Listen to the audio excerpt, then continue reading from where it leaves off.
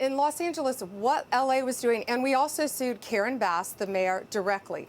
What they were doing is they were prioritizing illegal aliens over American citizens, and you cannot do that. These sanctuary policies are the root of the cause of violent crime in our country, in LA.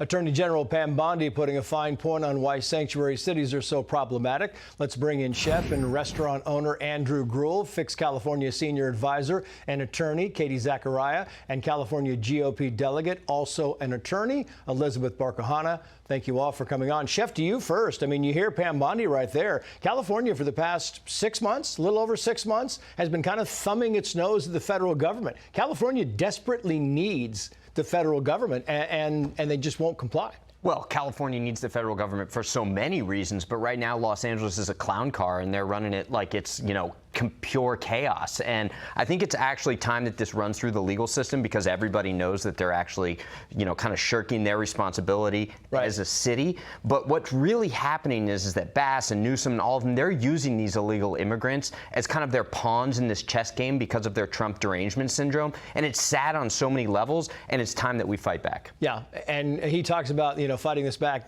We should also know that an Obama judge, an Obama-appointed judge, got this case today, so this might kind of wend its way through the court system as well. Bill Asaley, the U.S. Attorney for California, says the following, quoting here, the United States Constitution's Supremacy Clause prohibits the city from picking and choosing which federal laws will be enforced and which will not by assisting removable aliens in evading federal law enforcement. The city's unlawful and discriminatory ordinance has contributed to a lawless and unsafe environment that this lawsuit will help end. I mean, the whole thing is, Katie Zacharia, it's going to end somewhere, but this is one of those things where a lot of people are like, it's about time. It's about time, and President Trump is now on the offensive. He's getting to come to this state and say your laws are illegal, and no one is above the law, including Karen Bass, and an ordinance saying we have decided that we're not going to allow city resources to help the federal government is a violation of the Supremacy Clause. And I am so grateful that U.S. Attorney Bill Asaley is such a warrior, and he's going to fight this for our citizens. It's kind of interesting. We did Common Sense earlier on the fact that CNN brought on a guest who has created this app that will help you kind of locate at a 5-mile radius ICE agents, right? Why do you want to locate ICE agents? Well, because apparently then you won't get deported. Well, Gavin Newsom went on social media and he's talking about the ICE agents, and he says, why are they wearing a mask? Watch. Why are they masked? What are you afraid of? If they're doing your job, doing live, it's to increase stress. It's to increase anxiety. You said it. Masked men, disproportionately men, in unmarked cars without identifying themselves, or at least difficult to even identify, from all of these multi-letter agencies that even if you're in the business of government, you don't even understand what half of these agencies do and who they are.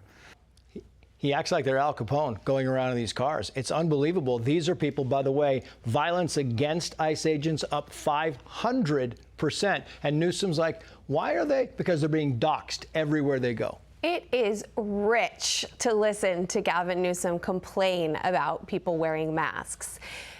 My social media feed in local news in LA, and also some of the, the Marxist organized groups that I follow just to kind of keep tabs on them, is full of how to take videos of ICE agents legally, where they're staying, what hotels they're staying in, to harass them and to make it more difficult for them. These are law enforcement officers that are enforcing the law, and they deserve to be protected because these operations are very high stakes and very dangerous. Yeah, and that's exactly right. And he's treating them as if they are some criminals that are kind of going around and doing these heinous things. You're like, what is going on here? Chef, back to you. The gas tax in California goes up tomorrow. It's July 1st. The governor of this state says, the quoting here, there is no 65-cent gas tax starting this week. The gas tax is increasing by 1.6 cents, which was approved by the legislature back in 2017 and California voters in 2018 before Governor Newsom took office. Governor Newsom writing this third person Governor Newsom took office, Chef. Oh, yeah, he wrote this himself. I mean, this is classic lies and manipulation by the nation's biggest narcissist, most popular narcissist. If you want to know what to believe the opposite of whatever Newsom puts out as a press release. But this is manipulation, right? They're saying, no, it's not a tax. Okay, well, maybe the gas tax itself is in the single-digit cents, but it's the low-carbon fuel standard, okay? These new benchmarks that they put in place July 1st that could increase gas prices up to 65 cents. So they're saying, oh, that's a fee, so technically it's not a tax. The tax is only 1 or 2 pennies. Well, how about we push all that kind of vernacular aside and recognize that we have the highest gas rates of any state in the entire country, including Hawaii, which is an island in the middle of nowhere. It is no different than calling a proposition the save our schools and neighborhoods thing, right? And you let everybody rob everybody else, and that's such a quaint thing. Katie, to you, July 4th celebrations. Here is the headline. Can we put this up on the screen? Canceled across SoCal. Canceled over immigration raids. So if we got this right, celebrating America on July 4th across Southern California has been canceled because people who are illegally in the country might be at these celebrations for America, for Americans.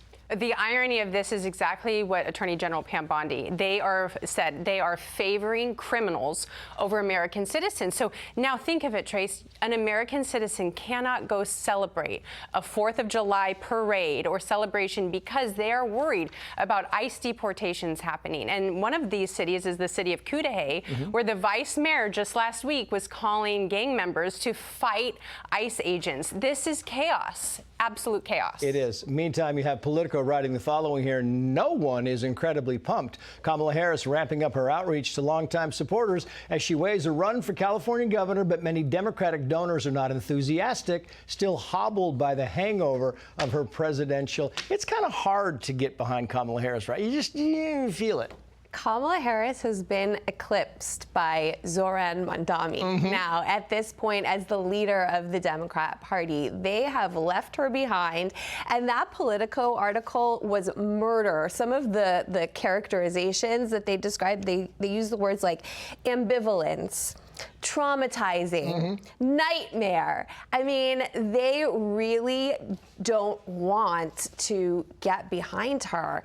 But what this really means is that the fig leaf is off. The Democrat Party has fully embraced the Islamo-Marxist wing of their party, the AOCs, the Democratic Socialists. That has now become the leaders of their party. Yeah, I mean, listen, the horse is out of the gate. That's the bottom line on that.